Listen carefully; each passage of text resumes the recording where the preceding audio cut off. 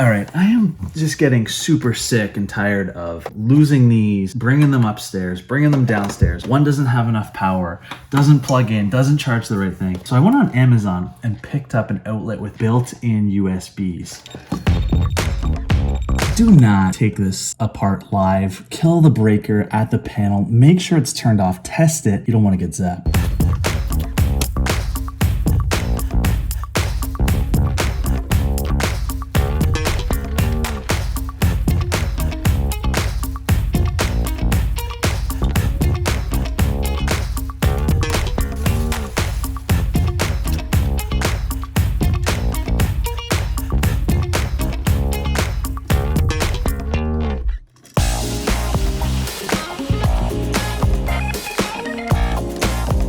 The screws that I'm putting in here for the faceplate ended up being too long and pushing everything out. So I'm gonna have to grind them down a bit. It's gonna take me forever.